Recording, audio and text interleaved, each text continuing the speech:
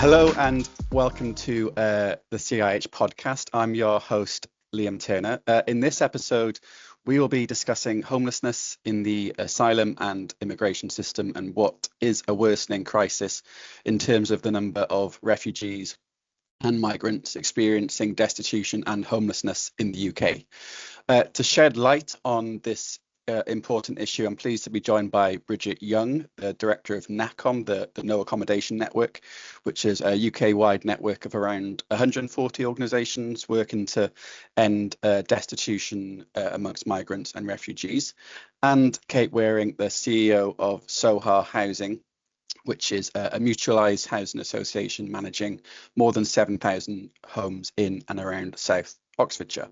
So a warm welcome to you both. But we'll start off with what is the backdrop to this whole discussion then, which is the alarming rise in migrant and refugee destitution and homelessness that was noted in the NACCOM report that was published, I believe, in November. So, Bridget, could you fill us in on some of the headline findings from that research? Yeah, absolutely, Liam. And thanks very much for inviting me on with Kate. Really delighted to be here. So as you said, every year we survey our frontline member organisations across the UK to understand the scale and scope of homelessness and destitution over a 12-month period, and also understand how frontline organisations in our network are responding to the challenges and opportunities they're seeing. The data collected from our members through the annual survey, which was in the report you mentioned that was published in November 2024, really captures vital information about the services they've provided, as well as the people they've supported during the year. So the survey published towards the end of last year was completed by 96 of our 140 members, with 56 of those responses from projects delivering some sort of accommodation. I think it's worthwhile specifying that because that's only a snapshot of a snapshot sort of thing. And there are really 6 key findings and insights from the report to share that I'll go through really briefly. One is that, as you said in your introduction, migrant homelessness and destitution are rising at an alarming rate. 4,146 people were housed by the network last year, which is 11% more than the previous year and 82% more than the year before that. The second point is that there is a genuine refugee homelessness crisis. Our data reveals that more refugees are being forced to turn to the voluntary sector for accommodation and support when they've been granted protection by the state and are legally entitled to statutory support. So in the report last year, it showed that NACCOM members accommodated 1,941 refugee adults experiencing homelessness. And this was a 99% increase on the previous year and the largest number ever accommodated by the network. The third point is that NACCOM members are accommodating more people who are rough sleeping.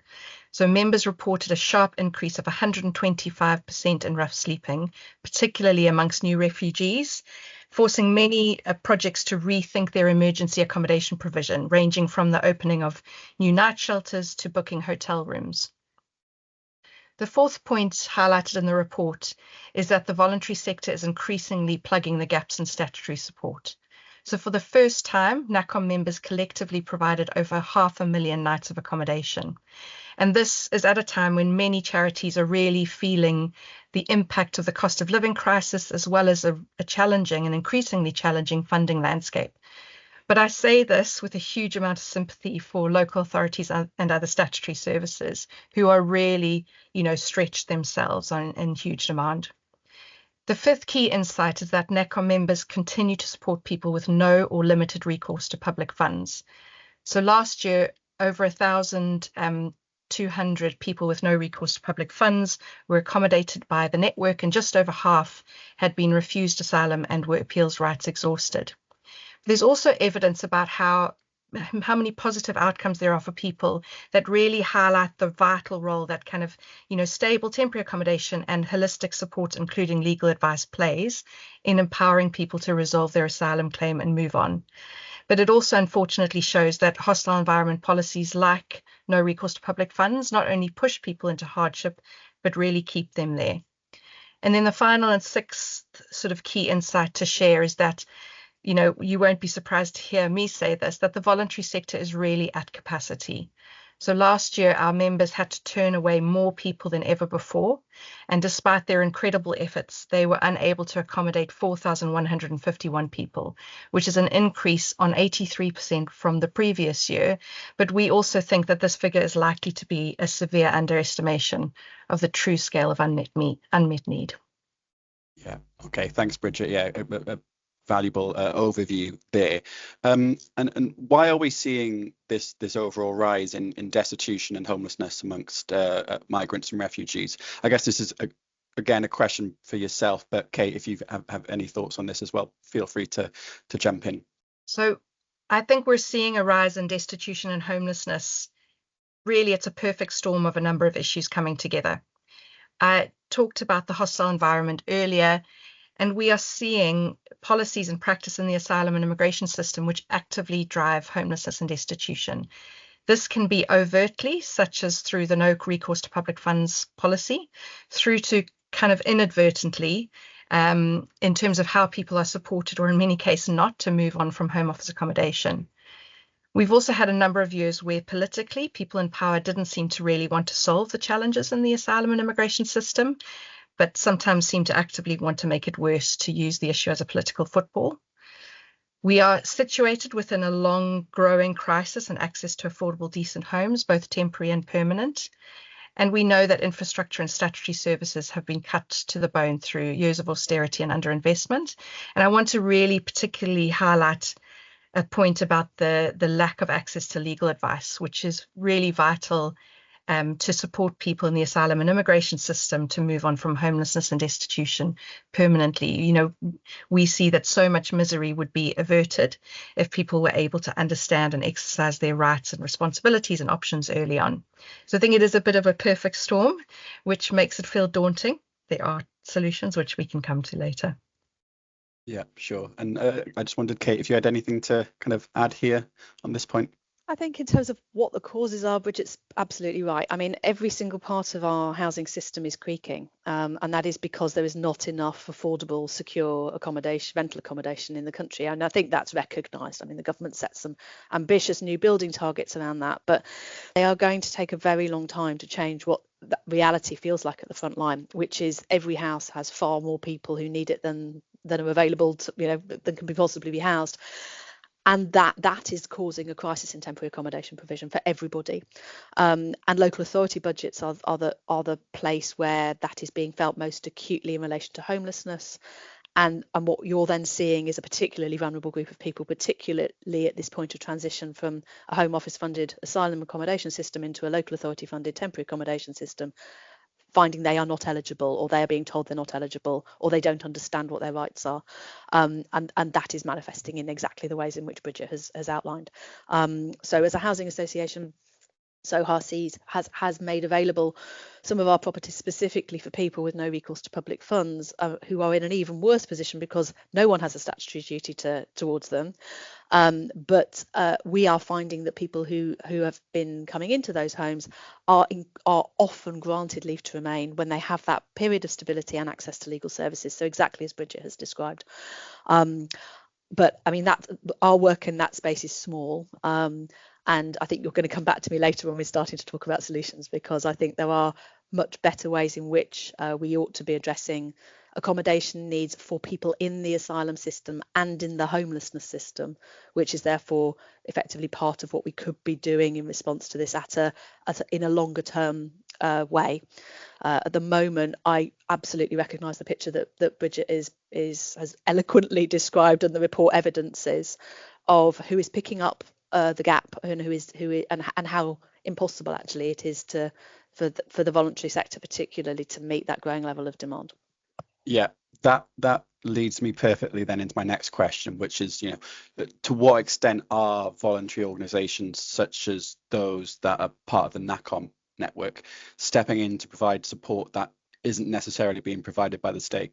Well, if I come into that, they are, as Kate said, and as I said in my introduction, we're really seeing, and we recognise that NACCOM, the NACCOM network is, small but mighty, but it feels like in discussions with other colleagues through NCBO and AKIVO and devolved nations sort of support infrastructure organizations, it feels like it really speaks to what the pressures that they are feeling too. And that is that they are increasingly plugging gaps.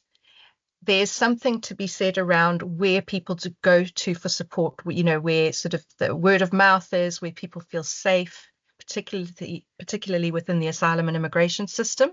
And that is often in the voluntary sector and in the community. So they are then picking up that support that's needed. One of the points I wanted to stress where we're really concerned, and Kate mentioned it, which I'm really grateful for, is how many NACCOM members are feeling like they're having to adapt their services to meet the growing refugee homelessness need, whereas they were probably set up or often set up to support people with no recourse to public funds. And what happens then to those people? We know that there are changes currently and more coming in the system where there will be more decisions made, negative decisions made, so more people being refused asylum or their claims being withdrawn. So there's going to be an increase in need there again. And it's not sustainable for organizations to continue to plug that gap, but also to continue to have to adapt to I know that's what the voluntary sector does, but so, to continue to have to flex and adapt to respond to government policy that they have very little influence over. Yeah.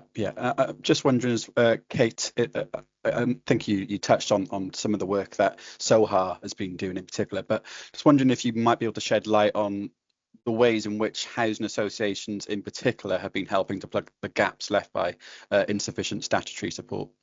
So I think I'd answer that in two ways. If we talk specifically about no recourse to public funds people first, the issue is no one can pay the rent. No one's got people haven't got the right to work, haven't got the right to receive any benefits. So if you are providing a service for people with no recourse to public funds, you have the challenge of how you're going to cover three sets of costs. They're support costs, because people are often needing some support when they are coming, often, as we talked about, out of some form of crisis, but some people straight from rough sleeping. They will need legal advice in order to regularise their status. That's what gets them out of this situation. And they need somewhere to live. And all three of those things need paying for. So the different places have tackled these things in different ways. The project that we're involved with in Oxfordshire has charitable fundraising effectively covering the costs of the support and legal advice provision. And we've made a small number of properties available at peppercorn rent, i.e. for free, under lease to a support provider, to enable the accommodation part of that picture to be filled. So that's an example of what one housing association is doing. We modelled what we do on what a Norfolk-based housing association is doing. So there are associations effectively acting in line with their charitable objectives. But you have to remember what that means. And our income comes from the rents of our residents. They are not as rich on average as the average taxpayer. So you have effectively got the rents being paid by people on low incomes paying for charitable provision of accommodation to people who have no rights. And that is basically, it's not how it should be structured in my humble opinion, but that's the sort of thing people are doing. I think different parts of the country, you will see different models. Some models are looking at how you provide that accommodation without housing associations. Some people are actually in-sourced support. So the sort of delineation between those three roles is not universal. So you've got some associations who are doing all three. We don't, because we're only supplying the housing part of that picture. Kate, I was actually just going to fly the flag for housing associations because, as you know, we published a toolkit last year on how housing associations can work with refugee organisations and migrant rights organisations to provide housing and support for people within the asylum and immigration system, including those with no recourse to public funds. And actually, Kate's organisation is a best practice study in the toolkit. There's a couple of great best practice studies, and what I would say is that we've had really positive response to that toolkit. So many housing associations want to be part of the solution. They absolutely can see the need and want to meet their charitable objectives, like Kate said. And we've had some really brilliant conversations where it's grown-ups in the room saying this is hard. There's finances that we need to think about. There's a broad mix of provision that we need to think about, but how do we come together to be part of the solution now? So I just really wanted to fly the flag for the housing associations. It's not across the board, but certainly we've had a really fantastic response to that toolkit as a starting point. It doesn't, it's not solving all the problems, but it's a starting point. It's a conversation starter to say it can be done, even if it's on a small scale, but start somewhere and you're improving some lives along the way. So flying the flag for housing associations. Thanks, Bridget. That's good to hear. I'm pleased. I'm really pleased that there's been a positive response to that toolkit. I think often it's a lot of people do not understand the difference between people who've got no recourse to public funds, people who are in the asylum system, and people who've got refugee status. And the different words get used interchangeably at times. So we've been talking particularly about responses to people who have no recourse to public funds, and in some ways that's the hardest because there are no statutory responsibilities or there's no right to public funds, limited rights to public funds for that group. If we talk about refugees, people who've been granted status, in many ways, I think, although people may have specific extra barriers, language, needing to learn a new culture, in many ways, people who have been granted refugee status are coming into a system, a housing system, in exactly the same way as an awful lot of other people, normally out of some form of crisis, because we are at such an acute point in the shortage of housing that you will not get a nomination. You won't get to the top of the list of people who are bidding for social housing or council housing unless you have some form of specific additional need in addition to needing a home. So almost everybody who is moving into one of our tenancies will come having had something happen that means that they need to rebuild their life, whether it be the loss of a home, the end of a relationship, a health crisis, an economic crisis. So refugee families or refugees are coming out of a system where they've experienced huge crisis in their lives. As much as you can imagine, leaving some form of trauma, coming through a system that has not done more than keep you in security for a period of time. You get your refugee status, then what you need is somewhere stable to rebuild your life from. The problem you have is that you're entering into the system characterised by scarcity, and you are entering into that system characterised by scarcity in exactly the same way as everybody else coming out of crises for other reasons rather than being refugees. So the solutions from my perspective but what's different for people coming out of the asylum system into the refugee system is they're often coming out of a system really quickly, which is this sort of cliff edge when you get your determination, into a system which is absolutely breaking, and that is the local authority homelessness temporary accommodation funded system. But what I would really disentangle is whether or not what you're talking about being the primary need. And for most people who've been granted refugee status, the primary need is somewhere to live. Some people may need some additional support, but many people won't. These are people with professional qualifications, desperate to start working, a right to work. So it's short term if it's needed at all for most people. It's a need of a home. And I mean, that may sound a bit like oversimplification, but I think that is a really important differentiator between what's the role of our sector effectively when you're thinking about what's actually needed by people with no recourse to public funds, who absolutely are going to need quite a lot of support and legal support as well as somewhere to live. No, but thanks for that, both very helpful to kind of get that insight. This is probably a good point then to move the conversation onto some of the solutions. So just wondering what needs to happen to rectify this situation and to reduce the levels of destitution and homelessness amongst migrants and refugees. And I recognise, this could be quite end up being quite a long discussion, but just wondering what your thoughts are on this. Yeah, can I start with a macro picture and then Bridget can zone us in. So the reason you got me on this call is that I've done a piece of work effectively looking at how asylum accommodation and homelessness accommodation are currently paid for and how you could do that better. So as a country, we are spending more on housing costs than we ever have, actually. It's just that we're spending an awful lot of money through the housing benefit system, and an awful lot of money through procuring temporary accommodation from the private sector. And we've reduced the amount of money we're putting into grant funding, which has meant a collapse in affordable house building. So we're seeing huge amounts of money being spent by the Home Office and local authorities on buying short-term, often poor quality, often radically inappropriate places for people to live in for far longer than they're ever meant to be there. And that is the response to the fact there isn't enough affordable housing, which we've already talked about.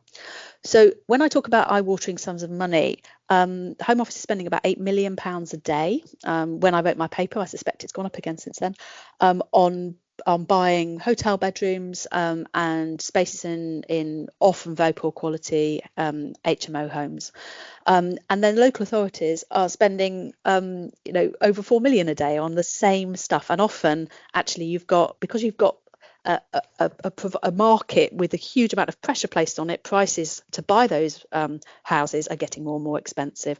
And you've ended up with one of the bosses of one of the contractors the Home Office are commissioning their homes from on the Times 100 bitch list because there is a complete scarcity of supply.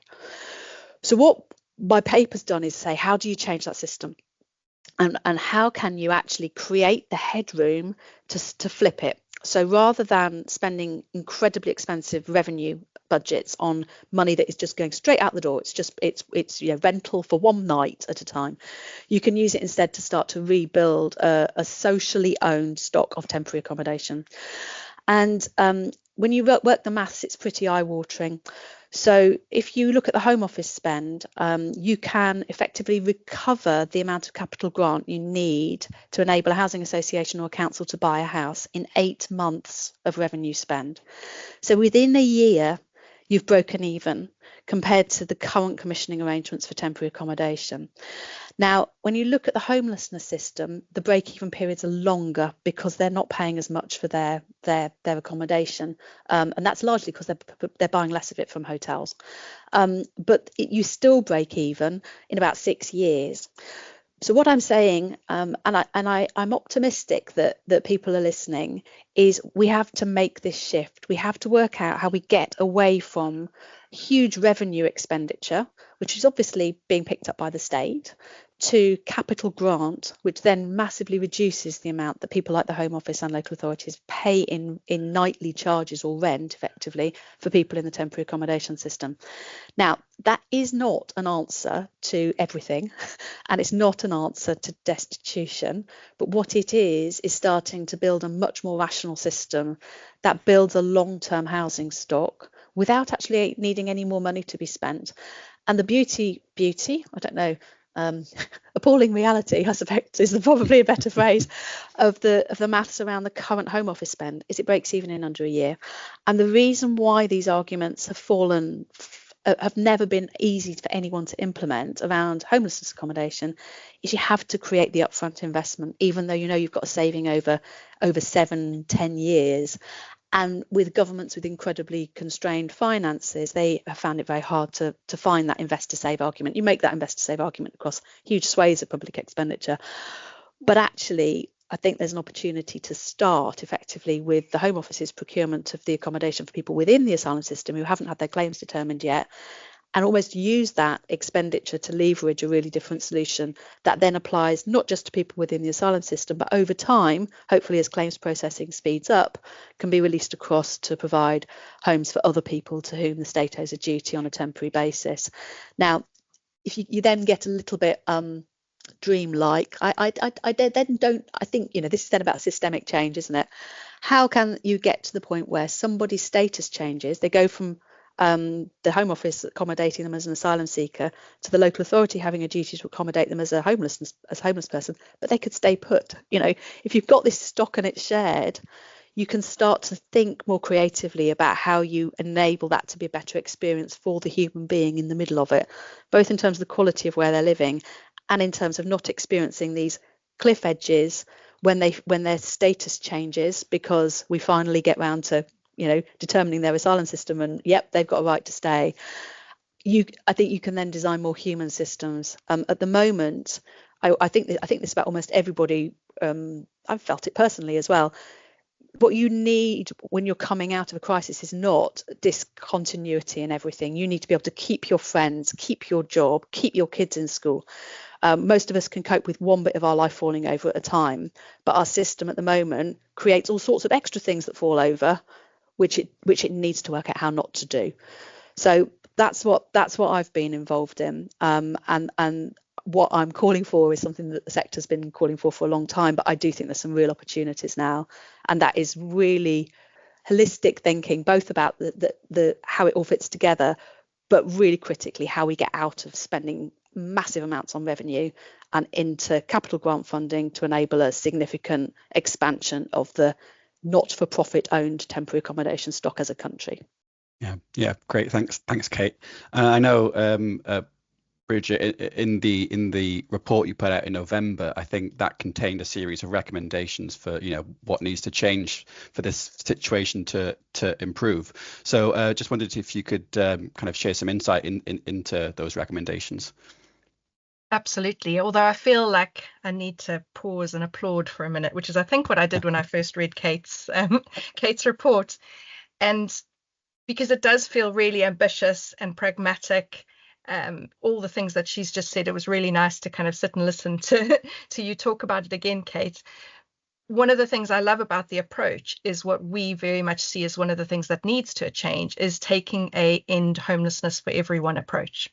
So while you're siloing the solutions and getting different parts of the population to compete with each other for housing, you're just not going to do that. And I think that very much ties into what Kate's kind of, recommendations and report talks about, which is one of the reasons that we love it. So just to go through, and in your introduction to this section, you talked about how long we could talk. You'll be pleased to know I made some notes, because otherwise I would go on a rant. So I'll try and just pick up the recommendations from that report, and broadly what we see as some of the more sort of specific, sort of medium term and specific solutions to help start addressing things. So that one of the bigger things is really to scrap this idea of the hostile environment as a deterrent. That's why it was really kind of brought in. And you cannot have deterrence and whether you call it welcome or humanity or integration, which would reduce homelessness, you can't have those two things at the same time. So we need to scrap this idea. There is plenty of evidence to show that deterrence does not work.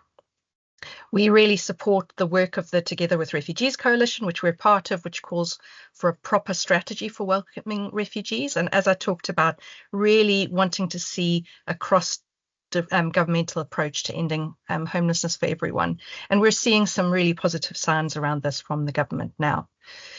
Another big thing we need, and again, Kate touched on it, is ensuring access to justice by improving the legal aid system.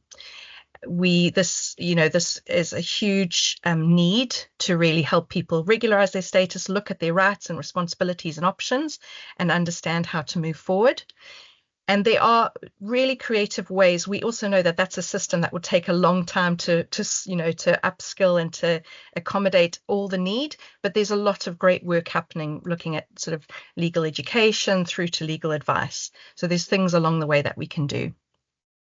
We really want to see long-term funding for housing and homelessness. So I know lots of organisations in the sector, including Homeless Link, really pushing for a call for rethinking how we deliver funding in housing and homelessness to allow local authorities, statutory providers, voluntary sector organisations to better work in partnership and have longer-term security and certainty over what they can and want to deliver.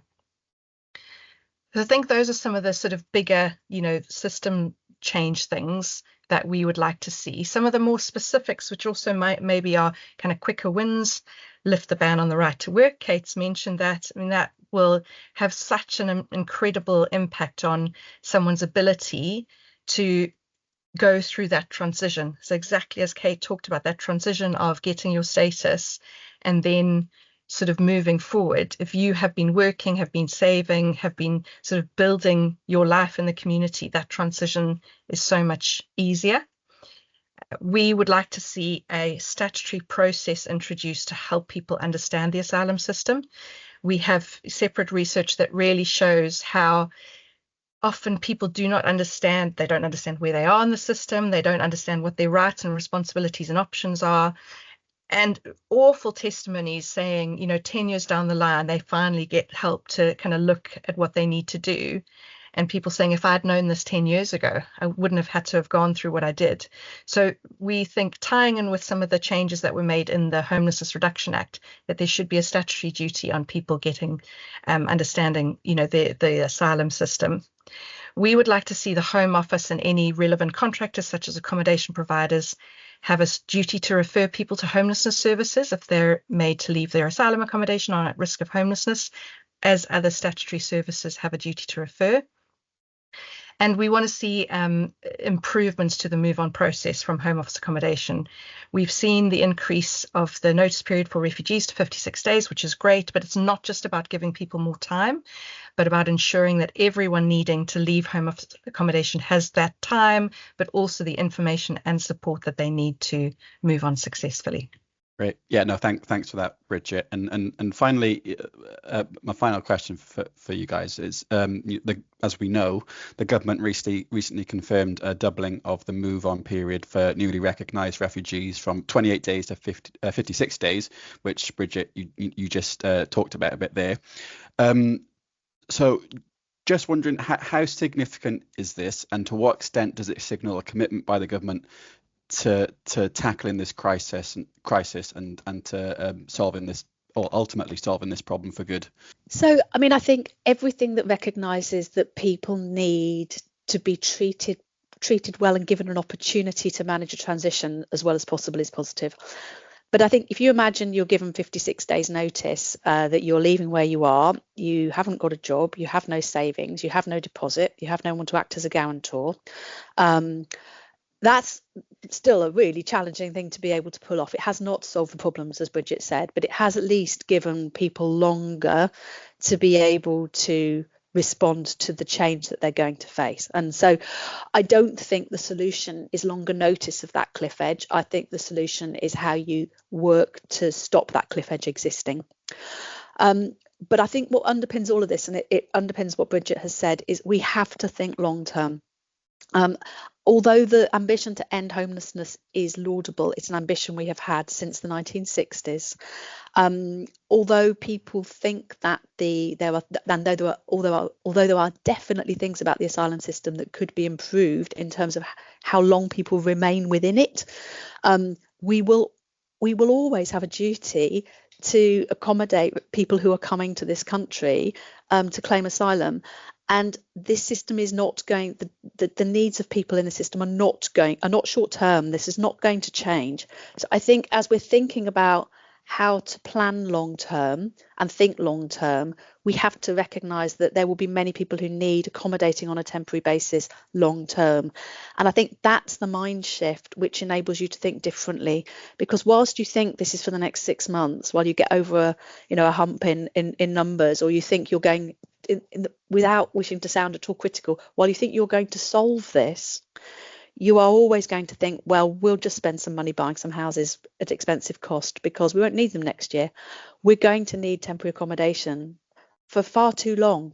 I would love to believe that the housing crisis will be solved within the next 5 years, particularly as I've given a large amount of my life to trying to achieve that. I don't think we're going to solve the housing crisis in the next 5 years.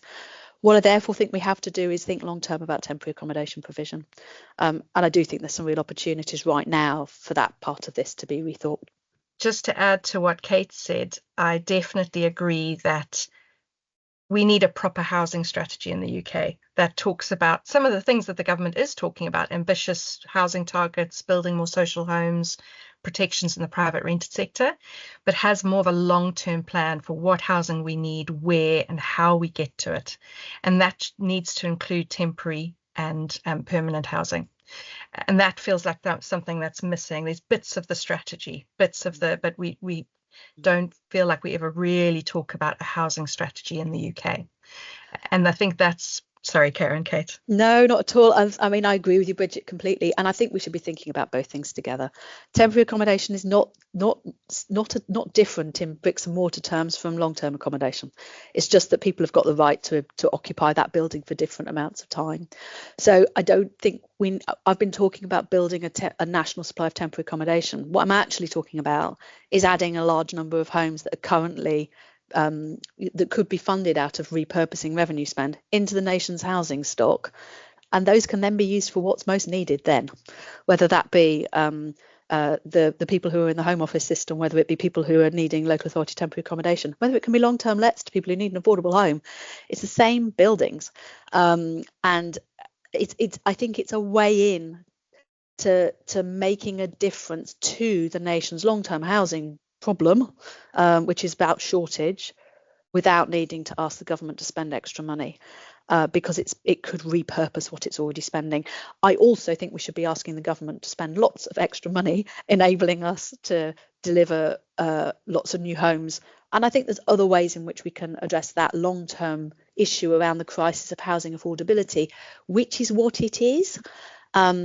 That we need to talk about probably as a different podcast.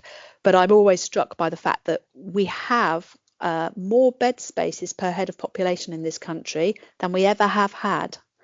But what we don't have is any form of, because we treat housing as an asset base, an asset class, effectively, it's an investment class.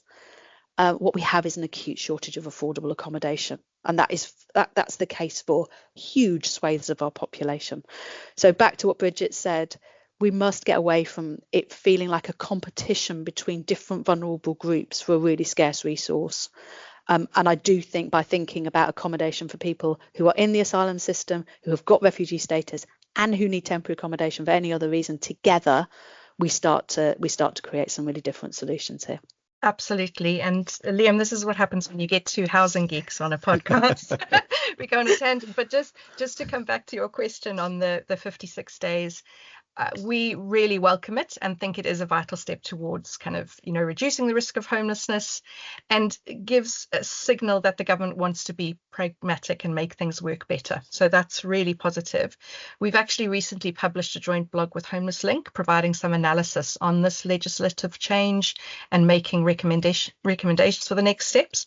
Some of them I've kind of already talked about, so I won't go over them. But really, in summary, what those changes are is picking up what Kate said. It's about making the 56 days on its own it's still quite a short amount of time. It's supporting people to make the most of the time and to ensure that transition is as smooth and trauma-free as possible. And that really, that needs to start before the 56 days even, really, where people understand what their rights, responsibilities and options are, doing language classes early on, all those sorts of things. So that sort of transition starts early. And the other thing that I want to add is that at the moment, this is a pilot till June. We want to see it extended and made permanent. We really want to ensure that how the government looks at the pilot, they're looking at it within the context of the housing crisis that we're in. We don't want to sort of throw the baby out with the bathwater when it comes to looking at whether this 56 days worked or not. But we also think it should extend to everyone leaving home office accommodation. It is not just people with refugee status leaving home office accommodation who need that extra time to really ensure that their transition is decent. It's everyone kind of leaving home office accommodation needs that time and support, understand their rights, responsibilities and options, and that should start before kind of the decision-making date.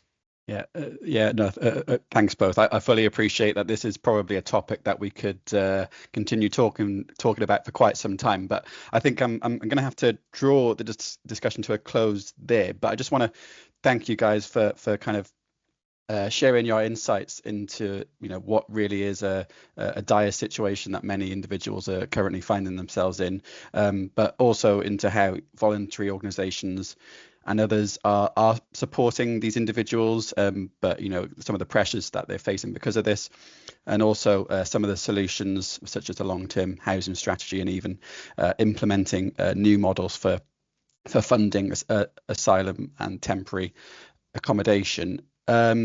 I certainly feel like I've learned something, and I hope all of you listening have as well. I just once more like to thank our guests, Bridget and Kate, for shedding light on this issue and for sharing their insights. And finally, a big thank you to everyone listening, and do stay tuned for the next instalment of the CIH podcast.